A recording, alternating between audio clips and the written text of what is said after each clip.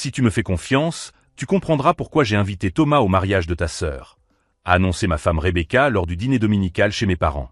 La conversation s'est arrêtée. Mon père a failli s'étouffer avec son vin. Ma mère a laissé sa fourchette en suspens dans les airs. Ma sœur Jessica, la mariée, m'a regardé avec des yeux écarquillés. Thomas, l'ancien petit ami de l'université qu'elle n'avait soi-disant pas revu depuis 5 ans. Thomas, ton ex ? Ai-je demandé, en gardant une voix calme tout en coupant le poulet qui avait soudainement le goût du carton. Il fait pratiquement partie de la famille, a répondu Rebecca, comme si cela expliquait tout. Vous vous souvenez à quel point nous étions proches ? Il vous a toujours adoré. Personne ne s'en souvenait parce que cela ne s'était jamais produit, mais j'ai regardé ma femme construire ce mensonge élaboré tandis que ma famille restait dans un silence gênant. Je m'appelle Oli, j'ai 32 ans, et je venais de réaliser que ma femme depuis 4 ans mentait effrontément à toute ma famille. Bien sûr, chérie, ai-je dit en forçant un sourire. Si c'est important pour toi. Ce que Rebecca ignorait, c'est que j'avais déjà trouvé les photos d'elle avec Thomas sur son compte Instagram secondaire, qu'elle pensait que je ne connaissais pas. Des photos datant d'Aix en grave peine 3 semaines, prises dans des restaurants chers, lors d'événements qui coïncidaient exactement avec ses réunions de travail nocturnes. Ma sœur Jessica a tenté de rompre le silence. Eh bien, s'il est important pour vous deux. Oui, il l'est, l'interrompit Rebecca, les yeux brillants d'une assurance qui me donnait la nausée. Il a été très occupé avec sa nouvelle entreprise, mais il a réussi à caser le mariage dans son agenda. N'est-ce pas mignon ? Mignon. Comme si inviter son ex-petite amie au mariage de sa belle-sœur était un geste romantique normal entre couples heureux. Mon père s'éclaircit la gorge. Et où habite Thomas maintenant ? À Seattle, répondit Rebecca sans hésiter. Il a déménagé là-bas il y a quelques années pour développer son entreprise. Encore un mensonge. Je savais que Thomas n'avait jamais quitté Chicago. En fait, son cabinet de conseil se trouvait à seulement 15 minutes de mon bureau, dans le centre-ville. C'est bien qu'il puisse venir, dit ma mère poliment, même si son sourire semblait forcé. Jessica me regarda avec inquiétude. Elle connaissait Rebecca depuis des années, avant même notre mariage, et elle sentait que quelque chose n'allait pas. Mais c'était la veille du mariage de ses rêves, planifié depuis 2 ans, et elle ne voulait pas causer de drame. Je suis sûr que ce sera formidable de le revoir, ai-je dit en prenant la main de Rebecca. Sa peau était chaude, mais pas d'une bonne manière. C'était la chaleur du mensonge, de l'adrénaline de quelqu'un qui cache quelque chose. Elle m'a serré la main en retour, pensant probablement qu'elle avait réussi le test. Que j'étais le mari naïf qui croyait toutes les histoires qu'elle racontait. Après le dîner, pendant que nous faisions la vaisselle, Jessica m'a chuchoté. « Ça va ? Toute cette histoire avec Thomas semble bizarre. » « Je m'en occupe, ai-je répondu en essuyant une assiette plus fort que nécessaire. « Oli, si tu as besoin de parler. »« Jess, c'est ton mariage. Ne t'inquiète pas pour moi. » Mais pendant que nous rentrions à la maison, Rebecca n'arrêtait pas de parler de combien ce serait merveilleux de revoir Thomas, de combien il était impatient de rencontrer officiellement ma famille, de combien elle était sûre que tout le monde s'entendrait bien. Chaque mot était un coup de poignard. Nous sommes arrivés à la maison et Rebecca est allée directement prendre une douche, laissant son téléphone sur la table de la cuisine. Lorsque l'écran s'est allumé avec une notification, j'ai vu le nom « T, salle de sport ». Thomas enregistré comme instructeur de gym. Quelle originalité! Le message disait « J'ai hâte d'être au week-end. Ça va être parfait. » Le week-end. Le mariage de ma sœur. Rebecca prévoyait de passer le mariage de ma propre sœur avec son amant, sous les yeux de toute ma famille. Si vous aimez cette histoire de trahison et de vengeance, n'oubliez pas de vous abonner à la chaîne pour découvrir comment cette situation explosive va se dérouler. Car Rebecca pensait d'être maligne, mais elle ne se doutait pas que j'avais déjà 3 longueurs d'avance sur elle. Et ce que je prévoyais pour le mariage de Jessica allait lui enseigner une leçon qu'elle n'oublierait jamais. Le lundi matin, Rebecca est partie au travail en fredonnant une chanson que je ne reconnaissais pas. Une mélodie joyeuse qu'elle murmurait tout en se préparant, choisissant ses vêtements avec plus de soin que d'habitude. « J'ai une réunion avec des clients importants aujourd'hui », a-t-elle dit en appliquant un nouveau parfum qui coûtait plus cher que notre facture d'électricité. Je risque d'être en retard. Des clients importants. C'était toujours cette excuse. Après son départ, j'ai ouvert l'ordinateur portable que nous partagions et j'ai commencé ma propre enquête. Rebecca s'était connectée à Instagram la semaine dernière et avait oublié de se déconnecter.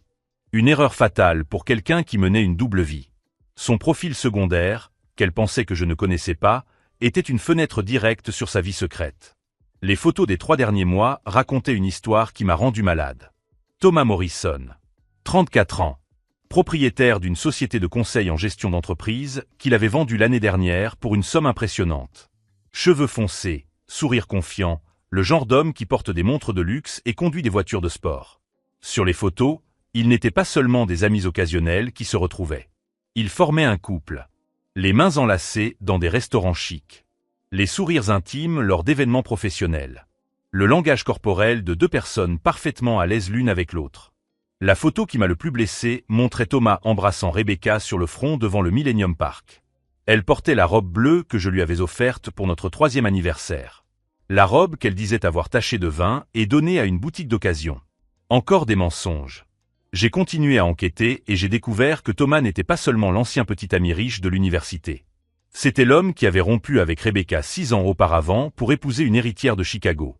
Le mariage n'avait duré que 2 ans avant le divorce millionnaire qui l'avait rendu encore plus riche. Et maintenant, il était de retour, apparemment déterminé à réclamer ce qu'il pensait être à lui. Les preuves s'accumulaient comme les pièces d'un puzzle macabre. Des SMS sur son téléphone portable que j'avais vus pendant qu'elle prenait son bain. Des factures de carte de crédit pour des hôtels coûteux à des dates qui coïncidaient avec ses voyages d'affaires, pour des conférences qui, comme je l'ai découvert, n'existaient pas. Le pire de tout, c'étaient les photos intimes.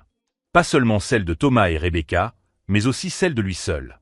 Des selfies qu'il lui envoyait depuis son appartement terrasse dans le centre de Chicago, depuis le bureau de l'entreprise qu'il dirigeait désormais à distance, depuis la salle de sport privée où il s'entraînait. Un homme montrant son territoire à une femme qu'il était en train de reconquérir. J'ai trouvé des conversations où il parlait de l'avenir. Thomas promettant de l'emmener en voyage en Europe. Rebecca rêvant de quitter son emploi et d'emménager dans son appartement terrasse. Des discussions sur la facilité avec laquelle il pourrait obtenir le divorce, car Holly est très passif et acceptera n'importe quoi. Passif. C'est ainsi qu'elle me voyait. L'homme qui travaillait 60 heures par semaine pour subvenir aux besoins de notre appartement pendant qu'elle construisait sa carrière dans une entreprise de marketing qui semblait servir davantage d'excuses pour des rendez-vous romantiques. L'homme qui préparait le dîner tous les soirs parce qu'elle rentrait épuisée de ses réunions secrètes. L'homme qui lui massait les pieds pendant qu'elle échangeait des messages romantiques avec un autre homme. Passif. La colère que j'ai ressentie à ce moment-là était différente de tout ce que j'avais connu auparavant. Ce n'était pas le genre de colère explosive qui vous pousse à casser des objets ou à crier. Elle était froide, calculée, grandissant lentement comme la glace qui se forme sur un lac. Rebecca est rentrée à la maison à 21h, 3 heures plus tard que d'habitude, les cheveux légèrement ébouriffés et une marque rouge sur le cou qu'elle a essayé de couvrir avec du maquillage. Comment s'est passée la réunion ? Ai-je demandé en lui offrant un sourire que j'avais répété devant le miroir. Productive, a-t-elle répondu en évitant mon regard. Les clients ont adoré notre proposition. Je pense que nous allons conclure un gros contrat. Encore des mensonges qui coulaient aussi naturellement que la respiration. Elle est allée directement à la salle de bain, prétextant avoir besoin d'un bain relaxant. Pendant que l'eau coulait, j'ai pris son téléphone portable qui était en charge dans la cuisine. Le dernier message de « T. Jim » disait « Je sens encore ton parfum sur ma chemise. Le mariage sera parfait pour enfin être ensemble sans nous cacher. » Être ensemble sans nous cacher. Au mariage de ma sœur. J'ai photographié le message et les supprimé de notre conversation, ne laissant que les messages les plus anciens et les plus innocents. Si Rebecca voulait jouer à l'espionne, je pouvais aussi jouer à ce jeu. Les jours suivants, j'ai observé chacun de ses mouvements avec un regard neuf. La façon dont elle vérifiait constamment son téléphone. Son anxiété lorsque je rentrais à la maison plus tôt que prévu. Les rendez-vous professionnels qui se multipliaient à l'approche du mariage.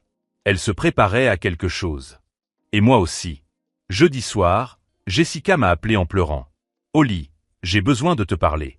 C'est à propos du mariage. » Mon estomac s'est noué. Que s'est-il passé? Ce Thomas que Rebecca a invité, il a appelé aujourd'hui pour proposer de payer une partie de la fête. Il a dit qu'il voulait contribuer parce que vous êtes comme une famille pour lui. De l'argent. Thomas achetait son entrée au mariage de ma sœur. Combien? Ai-je demandé, sachant déjà que ce serait une somme impossible à refuser. 15 000 $, Holly. 15 000 pour une famille qui a du mal à payer une fête modeste. Il a dit que c'était le moins qu'il puisse faire pour la famille de la femme de son meilleur ami. La femme de son meilleur ami. Son cynisme était impressionnant. Jessica n'accepte pas cet argent. Mais Holly, c'est beaucoup d'argent. Et s'il est vraiment proche de vous? Il n'est pas proche de nous, ai-je dit, m'efforçant de garder une voix calme. Fais-moi confiance là-dessus. Tu es sérieux? Rebecca a dit que vous vous connaissiez depuis des années. Rebecca répandait des mensonges à toute ma famille, inventant une histoire pour justifier la présence de Thomas au mariage. Jess, promets-moi une chose. Ne prends aucune décision concernant Thomas avant que nous ayons discuté en personne. Il y a des choses que tu dois savoir. Tu me fais peur, Holly. Eh bien, il est peut-être temps d'avoir un peu peur. Après avoir raccroché, j'ai trouvé Rebecca dans le salon, regardant la télévision comme si elle n'avait aucun souci dans le monde. Comme si elle n'était pas en train d'orchestrer la destruction de notre mariage sous les yeux de ma famille. « Comment s'est passée ta journée ?» m'a-t-elle demandé en tapotant le canapé à côté d'elle. Je me suis assis et j'ai pris sa main, sentant l'alliance qu'elle portait encore. Pour l'instant. Intéressante, ai-je répondu. Jessica m'a parlé de l'offre généreuse de Thomas. Son corps s'est tendu pendant une seconde avant de se détendre. Ah, ça. Il veut vraiment aider. C'est un geste adorable. Très généreux de la part de quelqu'un que je n'ai jamais rencontré. Tu vas l'adorer quand tu le rencontreras, dit Rebecca en serrant ma main. Vous avez beaucoup en commun. En commun. Comme si j'avais quelque chose en commun avec l'homme qui me volait ma femme. J'en suis sûr, dis-je en embrassant son front comme je l'avais vu Thomas le faire sur la photo. Elle sourit, pensant m'avoir complètement convaincu. Mais pendant que nous regardions la télévision en silence, j'étais mentalement en train de monter un puzzle très différent. Un plan qui permettrait à Thomas et Rebecca de découvrir exactement à qui ils avaient affaire. Parce que s'ils voulaient utiliser le mariage de Jessica comme toile de fond pour leur réunion romantique, je m'assurerais que ce soit une réunion qu'ils n'oublieraient jamais. Le vendredi est arrivé et Rebecca a quitté la maison à 7 heures du matin, 2 heures plus tôt que d'habitude, prétextant une réunion d'urgence avec l'équipe créative. Il se peut que je doive travailler samedi aussi, m'a-t-elle dit en m'embrassant rapidement sur la joue. Tu sais comment sont ces clients exigeants. Des clients exigeants. Son code pour désigner Thomas. Après son départ, j'ai appelé son bureau en me faisant passer pour un livreur avec un colis urgent. Rebecca Morrison a demandé la réceptionniste. Elle est en congé jusqu'à lundi. Puis-je vous transférer à quelqu'un d'autre? En congé. Rebecca était officiellement en congé alors qu'elle me parlait de réunion d'urgence. Ma femme mentait de manière si éhontée qu'elle ne se souciait même pas de rendre ses histoires cohérentes. J'ai passé la matinée devant mon ordinateur, à fouiller plus profondément dans la vie de Thomas Morrison. Ce que j'ai trouvé m'a rendu malade. Thomas n'était pas seulement un ancien petit ami riche qui essayait de reconquérir ma femme. C'était un prédateur qui avait l'habitude de détruire les relations des autres. J'ai trouvé des articles People sur son divorce. Son ex-femme, Catherine, avait engagé des détectives privés qui avaient documenté au moins 3 relations extra-conjugales pendant leur mariage de 2 ans. Le divorce avait coûté 15 millions de dollars à Thomas, mais il en était sorti indemne sur le plan de la réputation, car il avait acheté le silence de Catherine grâce à une clause de confidentialité. En creusant davantage, j'ai découvert que Thomas avait un schéma récurrent. Il ciblait des femmes mariées dans des relations stables, leur offrait une vie luxueuse que leur mari ne pouvait leur offrir, puis les rejetait lorsqu'ils se lassaient. Rebecca n'était que la dernière victime en date d'un homme qui collectionnait les femmes comme des trophées. Mais ce qui m'a le plus troublé, c'est de découvrir que Thomas savait exactement qui j'étais avant même que Rebecca ne reprenne contact avec lui. J'ai trouvé des messages sur des forums professionnels où il avait posé des questions spécifiques sur l'entreprise où je travaillais, sur mon salaire estimé, sur notre situation financière. Il avait fait des recherches sur notre vie avant de faire le premier pas. Ce n'était pas une romance spontanée. C'était une opération calculée. Mon téléphone a sonné, interrompant mes recherches. Jessica, ma sœur, semblait au bord de la crise de nerfs. Holly, ce Thomas a encore appelé. Maintenant, il veut payer tout le bar et engager un digi spécial qui coûte 5 000 $. 5 000 $. Il achetait en gros le contrôle total du mariage de ma sœur. Et ce n'est pas tout, a poursuivi Jessica, la voix tremblante. Il a posé des questions sur la suite nuptiale. Il a dit qu'il voulait s'assurer que vous ayez une chambre près de la sienne à l'hôtel. Pour faciliter la socialisation pendant le week-end. Socialisation. Cet euphémisme m'a donné envie de frapper quelque chose. Jessica, j'ai besoin de te voir en personne. Ce soir. Holly, tu me fais peur. Que se passe-t-il? Tu as le droit de connaître la vérité avant ton mariage. Et la vérité, c'est que Rebecca a une liaison avec Thomas depuis des mois. Le silence à l'autre bout du fil a duré une éternité. Tu en es sûr? A-t-elle finalement murmuré. J'ai des preuves. Des photos, des messages, des reçus de cartes de crédit. Ils utilisent ton mariage comme toile de fond pour leur liaison. Jessica s'est mise à pleurer. Holly, mon mariage est demain. 200 invités, L'église réservée. Tout est payé. Je sais, Jess. Et ton mariage aura lieu. Mais pas comme il l'avait prévu. Qu'est-ce que tu vas faire? Je regardais le dossier que j'avais créé sur mon ordinateur. Il contenait suffisamment de preuves pour détruire Thomas et Rebecca publiquement. Mais cela détruirait également le mariage de Jessica, transformant le jour le plus important de sa vie en champ de bataille. Je vais leur donner exactement ce qu'ils veulent. Ai-je dit, une idée se formant dans mon esprit. Un rendez-vous romantique à ton mariage. Mais ça ne se passera pas comme ils l'espèrent. Holly. Fais-moi confiance, Jess. Ton mariage sera parfait. Et Rebecca et Thomas auront une surprise qu'ils n'oublieront jamais. Après avoir raccroché, je suis resté assis en silence pendant quelques minutes, laissant la colère et la trahison se transformer en quelque chose de plus froid et contrôlé. De la détermination. Rebecca est rentrée à la maison à 21h, 3 heures après l'heure qu'elle m'avait promise, les cheveux en bataille et une lueur dans les yeux que je reconnaissais de nos premières années de relation. La lueur qu'elle avait l'habitude d'avoir après que nous avions fait l'amour. Comment s'est passée la réunion? Ai-je demandé, testant jusqu'où elle irait dans son mensonge. Épuisante, a-t-elle répondu en évitant mon regard. Mais productive. Nous avons conclu le contrat avec le client difficile. Chaque mot était comme une gifle, mais j'ai gardé une expression neutre. Tant mieux. Tu as l'air fatigué. Oui. Je vais prendre une douche. Pendant que l'eau coulait dans la salle de bain, j'ai pris son téléphone portable qui chargeait dans la cuisine. Pas de mot de passe. Rebecca était tellement sûre de mon ignorance qu'elle ne prenait même pas la peine de cacher les preuves. Le dernier message de « T. Jim » disait « Je sens encore ton parfum sur ma peau. Demain sera parfait. Nous allons enfin être officiellement ensemble, même si ta famille ne le sait pas. » Officiellement. Il prévoyait de s'afficher en tant que couple lors du mariage de ma sœur. J'ai pris une photo du message et j'ai continué à faire défiler. J'ai trouvé des photos intimes que Rebecca lui avait envoyées. Des messages où elle disait à quel point il était facile de me tromper, que j'étais trop naïf pour soupçonner quoi que ce soit. Naïf. C'est ainsi que ma propre femme me voyait. Mais le message qui m'a vraiment brisé était caché plus haut dans la conversation. Une photo de notre salon avec la légende « J'ai hâte de quitter cet appartement déprimant et d'emménager dans ton Penthouse ». Déprimant. L'appartement pour lequel j'avais travaillé 60 heures par semaine afin de le payer, que nous avions décoré ensemble pendant notre lune de miel, qu'elle avait qualifié de « notre premier foyer », était déprimant. J'ai conservé toutes les preuves dans un dossier secret sur mon propre téléphone et j'ai effacé l'historique d'accès sur son téléphone portable.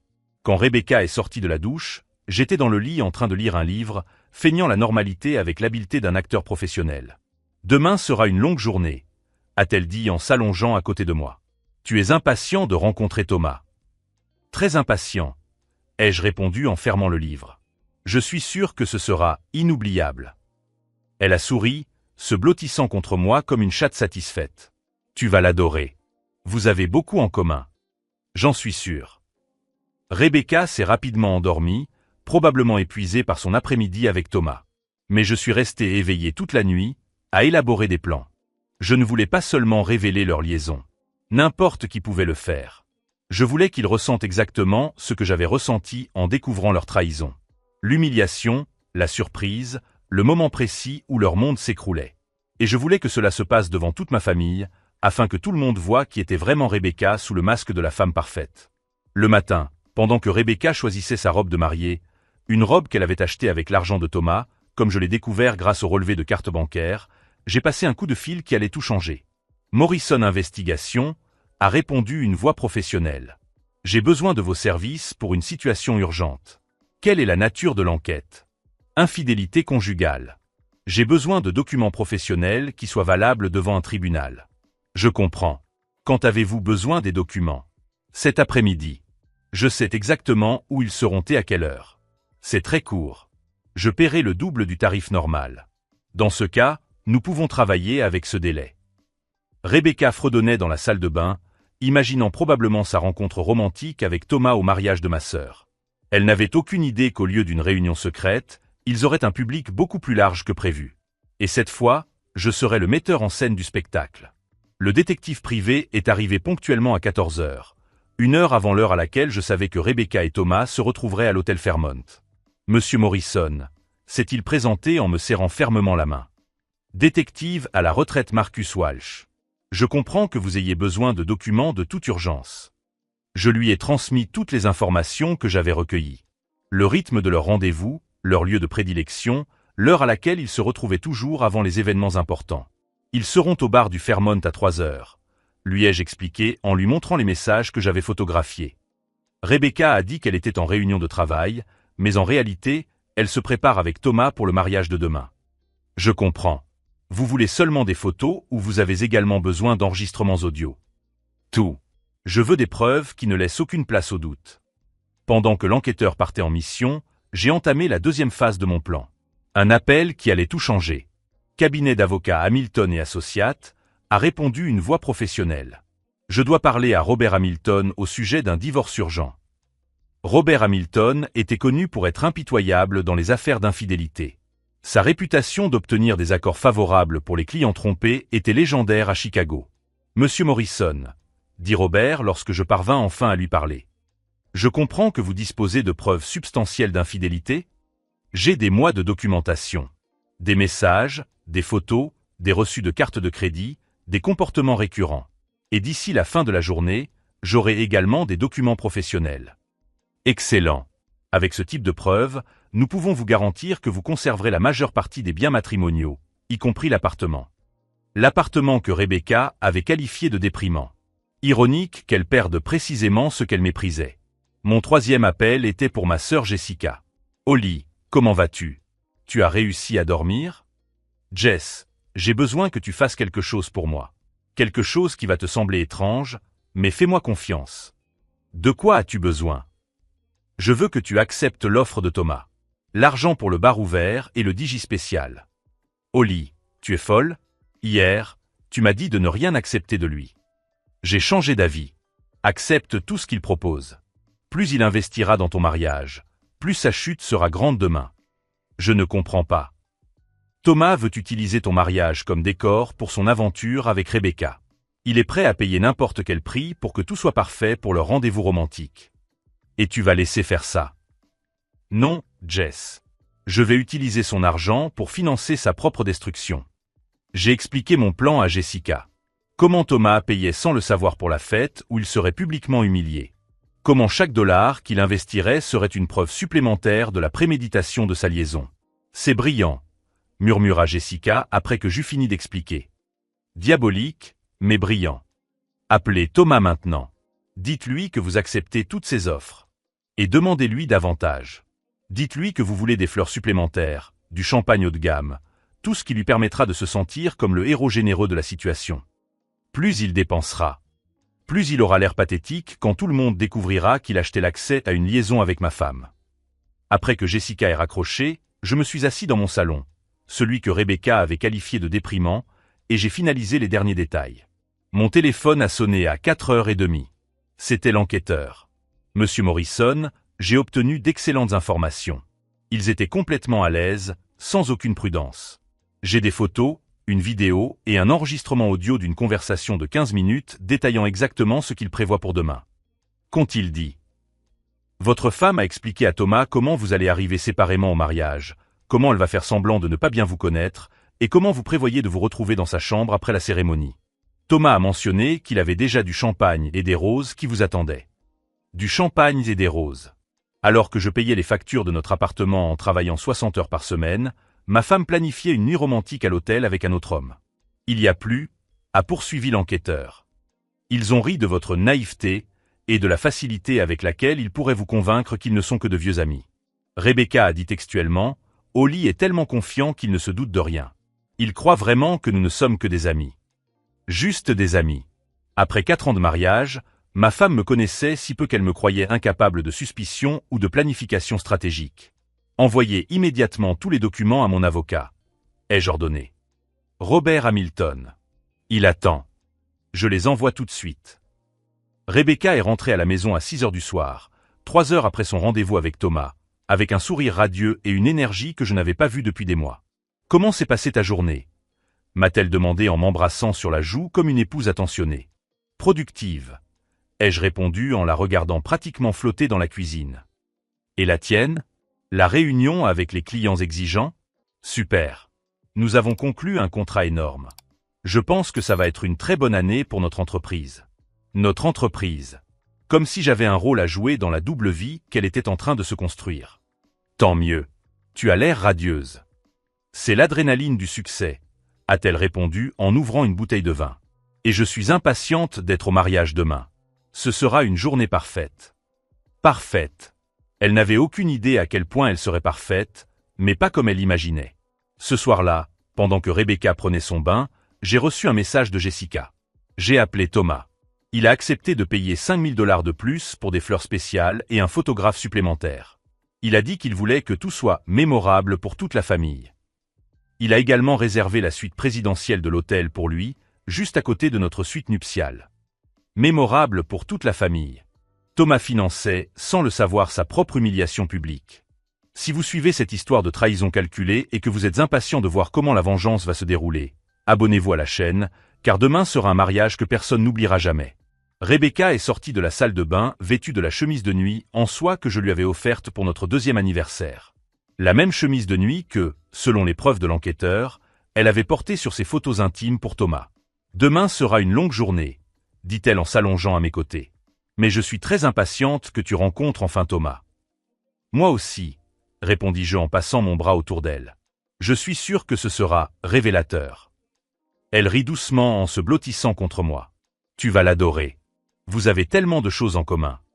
Tandis que Rebecca s'endormait à mes côtés, probablement en rêvant de son rendez-vous romantique du lendemain, je restais éveillé, repassant mentalement chaque détail de mon plan. Thomas avait investi plus de 25 000 $ dans le mariage de Jessica. Une somme qui rendrait sa chute encore plus spectaculaire. Rebecca avait menti à toute ma famille, construisant un récit mensonger qui s'effondrerait publiquement.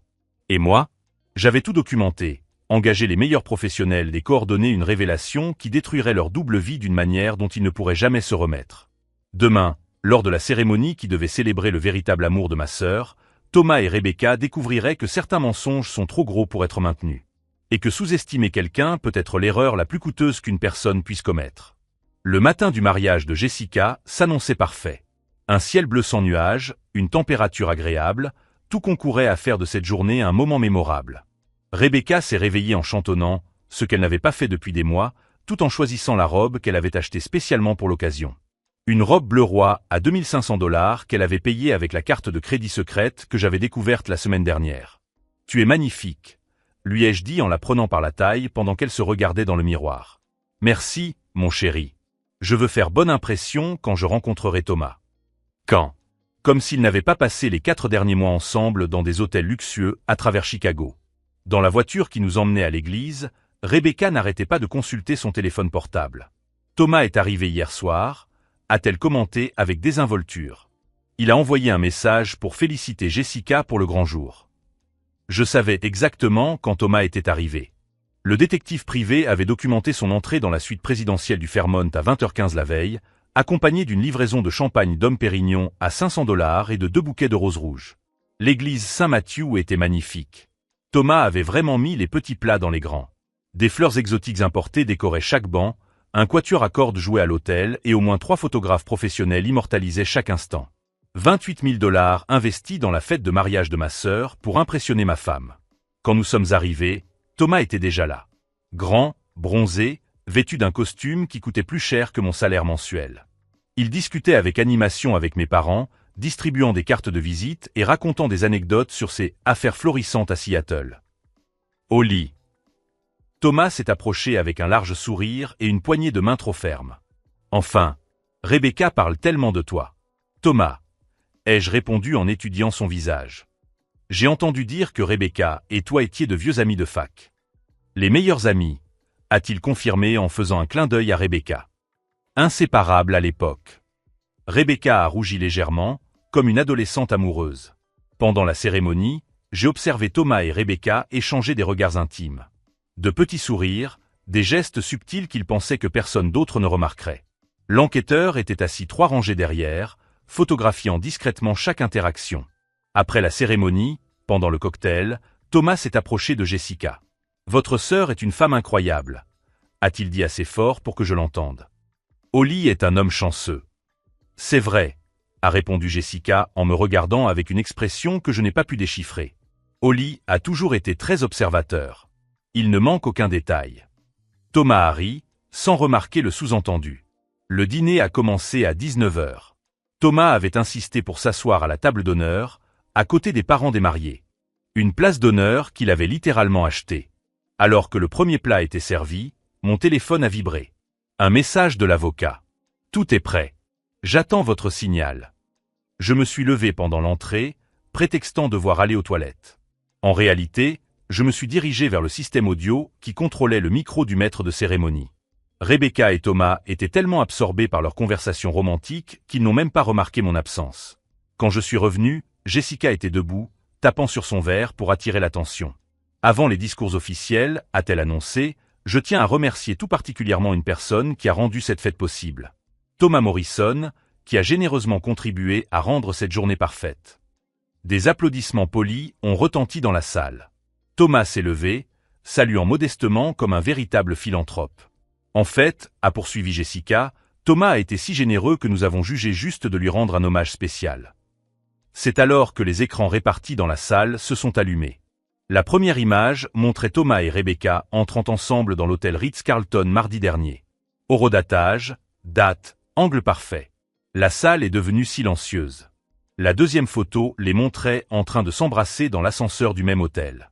Rebecca a laissé tomber sa fourchette sur son assiette dans un bruit métallique qui a résonné dans la salle silencieuse. Thomas s'est levé brusquement, sa chaise raclant le sol. C'est... A-t-il commencé? Une preuve. L'ai-je interrompu en me levant calmement. Une preuve professionnelle, datée et authentifiée, d'une liaison de 4 mois entre ma femme et notre généreux bienfaiteur. La troisième image montrait des SMS échangés entre eux. Les mots « au lit » et « tellement naïf » apparaissaient en gros sur l'écran de 4 mètres.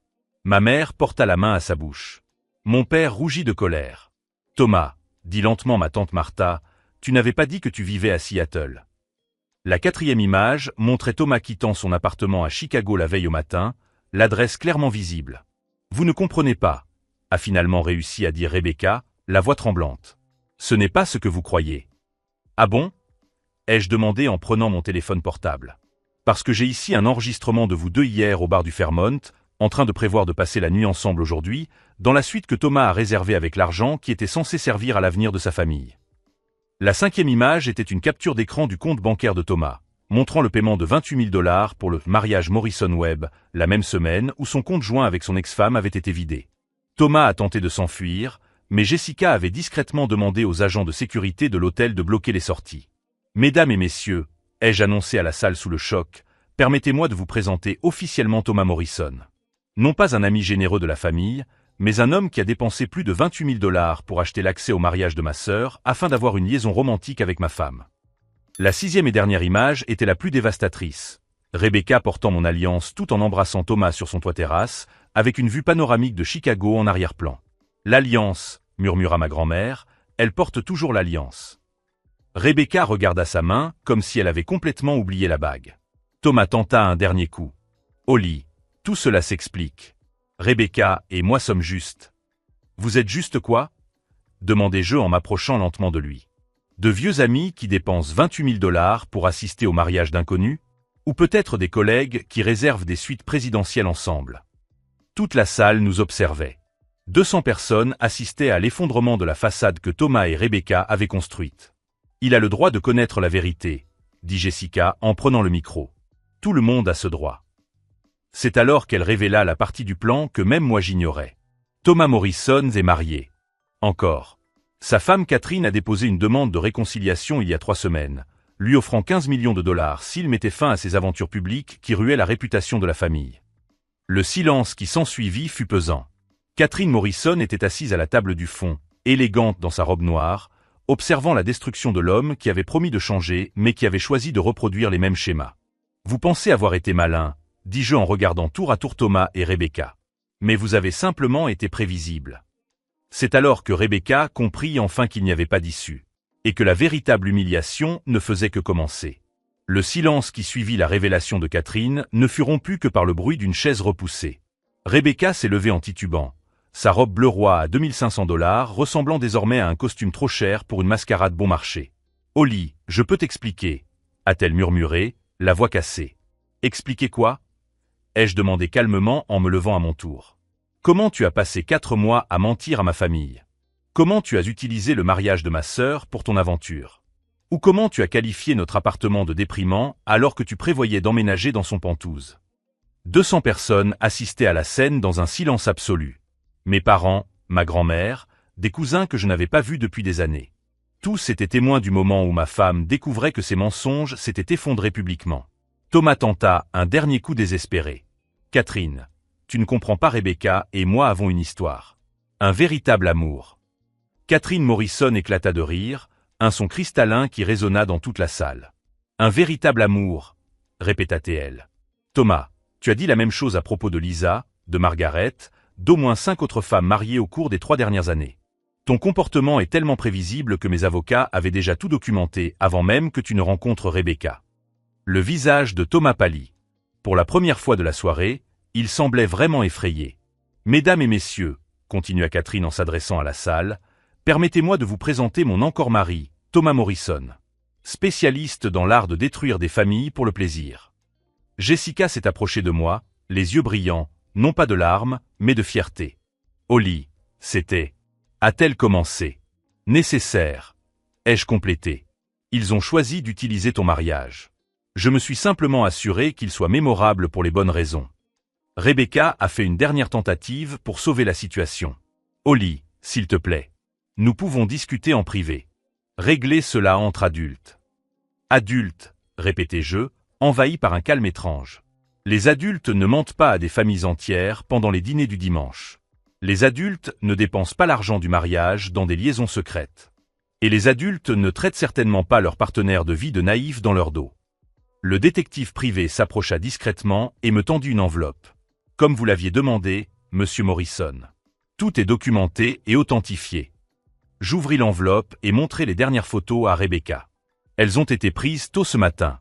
Vous deux entrant ensemble à l'hôtel, Thomas apportant des fleurs dans la chambre, vous portant mon alliance tout en embrassant un autre homme. Rebecca regarda sa main comme si elle avait oublié l'alliance. Les fleurs sont toujours dans sa chambre. Demandai-je avec désinvolture. Avec le champagne Dom Pérignon à 500 $? Thomas finit par exploser. C'est un coup monté. Vous nous avez espionnés. C'est une atteinte à la vie privée. Une atteinte à la vie privée, intervint mon père, sa voix chargée d'années d'autorité entrepreneuriale. Mon fils, tu as dépensé 28 000 $ pour le mariage de ma fille afin d'avoir accès à ma belle-fille, qui est en train d'atteindre à la vie privée ici. À ce stade, la moitié des invités filmaient avec leur téléphone portable. Catherine s'est approchée de moi. Monsieur Morrison, puis-je suggérer que votre avocat contacte le mien? Il semble que nous ayons des intérêts communs. J'ai souri pour la première fois de la soirée. C'est déjà fait. C'est alors que Rebecca s'est mise à pleurer. Pas de délicates larmes de regret, mais de gros sanglots de quelqu'un qui avait enfin compris l'ampleur de ce qu'elle avait perdu. Au lit, s'il te plaît. 4 ans de mariage. Ça ne peut pas se terminer comme ça. Tu as raison, répondis-je. 4 ans de mariage ne peuvent pas se terminer par des mensonges et de la trahison. Ils se terminent par la vérité et les conséquences. Thomas tenta de sortir, mais Jessica avait donné des instructions à la sécurité de l'hôtel. Les sorties étaient bloquées jusqu'à ce que tous les documents juridiques aient été signifiés. Ma grand-mère, âgée de 91 ans et vive comme une jeune fille, a tapé du poing sur la table. En 70 ans de mariage auquel j'ai assisté, a-t-elle déclaré assez fort pour que toute la salle l'entende, je n'ai jamais rien vu d'aussi satisfaisant que de voir un menteur découvrir qu'il n'est pas aussi intelligent qu'il le pensait. Des applaudissements spontanés ont éclaté dans la salle. 3 mois plus tard, je signais les derniers papiers du divorce dans le bureau de Robert Hamilton. Compte tenu des preuves que vous avez présentées, m'expliqua Robert, nous avons obtenu qu'elle renonce à tout droit sur les biens matrimoniaux. L'appartement est à vous, tout comme le compte d'épargne dont elle ignorait l'existence. Rebecca avait emménagé dans un studio dans le Queens. Thomas, après que Catherine eut présenté les documents de bigamie au FBI, faisait face à des accusations criminelles qui pouvaient aboutir à une peine de prison. Jessica et son mari me rendaient visite chaque semaine. Leur mariage était devenu une légende locale, non pas à cause de la cérémonie, mais à cause de la réception que personne n'oublierait jamais. Tu sais ce qui est drôle? Dit Jessica pendant un dîner. Rebecca a appelé hier. Elle voulait savoir si je pouvais te convaincre de lui parler. Et qu'est-ce que tu lui as répondu? Que certaines ponts, une fois brûlés, ne laissent que des cendres. 6 mois plus tard, je me tenais sur le balcon de mon appartement, celui-là même que Rebecca avait qualifié de déprimant, en regardant le coucher de soleil sur Chicago. Mon téléphone a sonné. David, le chef que j'avais rencontré lors d'un rendez-vous arrangé par Jessica. « Comment s'est passée ta journée » m'a-t-il demandé. « Honnête » ai-je répondu en souriant. « Complètement honnête. » Thomas Morrison a purgé 18 mois de prison pour bigamie et fraude matrimoniale. Rebecca travaille désormais comme serveuse dans une chaîne de restaurants, tout en continuant à payer les avocats qui l'ont défendue pendant le divorce. Et moi, j'ai appris que la meilleure vengeance n'est pas de détruire ceux qui vous ont trahi, mais de reconstruire une vie si authentique que leurs mensonges semblent insignifiants en comparaison. Si cette histoire de trahison et de justice vous a touché, abonnez-vous à la chaîne pour découvrir d'autres histoires où la vérité finit toujours par triompher, même lorsque le chemin semble impossible. La dernière fois que j'ai eu des nouvelles de Rebecca, elle vivait toujours avec sa mère, essayant d'économiser de l'argent pour acheter son propre appartement. Et moi ? Eh bien, David et moi sommes en train de planifier notre propre mariage. Et cette fois, je promets qu'il sera totalement exempt de mensonges, d'aventures et de surprises explosives. Certaines histoires se terminent par la vengeance. Les meilleures se terminent par la vérité. What the fuck? Es muy de violín eso, decir así. Uy. Adicto a la... Para, me gusta esta canción. ¿Era esta? No, o era esta. Me la perdí, tipo estaba gritando y no escuché. Me incomodé. Por fin se cambió la camiseta negra. Es como muy formal esta, ¿o no? Tipo... Pero bueno, me iba a poner una negra, pero... no sé. ¡Pero la concha de la lora! No sé, gritaba. ¡Ay, Dios! Perdón. Ok, hola chicos, volví. Boludo, me prende la luz mi hermanita. Puta que te parió. No me gusta la luz. Despertá a los vecinos. Perdón. Es que tengo la casa sola, hoy puedo gritar. Se despertó toda La Rioja. Es un 2x2 de La Rioja, boludo. Hago 2 pasos y ya estoy en la casa de todos. Es un vampiro, literal, boludo. Me desintegro. Ya, redown. ¿Con quién hago team? No tengo amigos. Yeah. Solo amigas culonas y tetonas nomás las acepto. Si no, no me gusta tener amigas. Era re pajera. Vas a activar el volcán. ¿El volcán de qué? Si acá no hay volcán. ¿Por qué se amarilla ahora?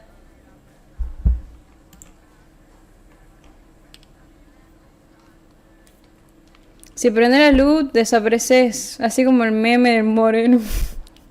A la inversa. Sí, ¿no? Es como cuando abro el Google. Que se sale un flash gigante.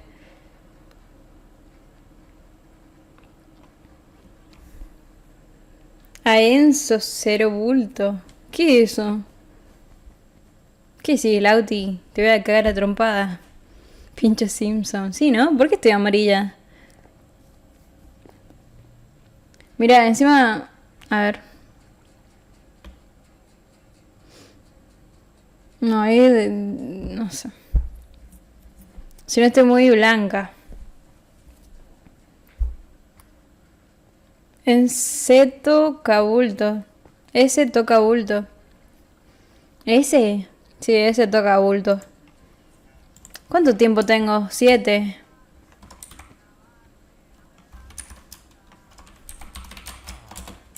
A ver.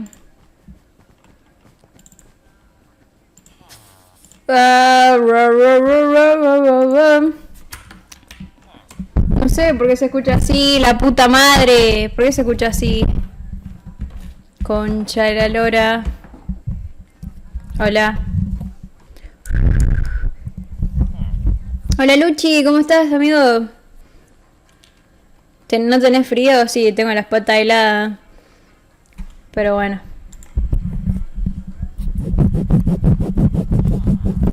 ¿Qué hacía? A ver, si pongo más oscuro todo, ¿me voy a dejar de ver amarilla? Ah, no me veo ahora directamente. Estoy como muy negra, ¿no? Negra.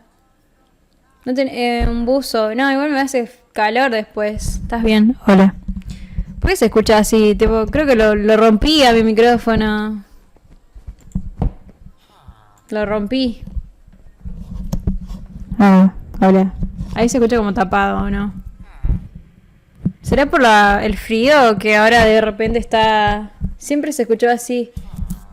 ¿O es porque estoy gritando? Y siempre estoy hablando como menos exaltada. Hola. Bueno, vamos a leer como siempre. A ver, hola, sí. ¿Se me escucha bien ahora? Tipo, ahí, ¿se escucha bien? ¿Tiene perrilla? ¿Perrilla? ¿Por qué lo dije así? Sí, tiene. Tiene esta, pero no sé. A ver, ¿se escucha bien? Bueno, vamos a hablar más tranquilas, porque si no espantamos a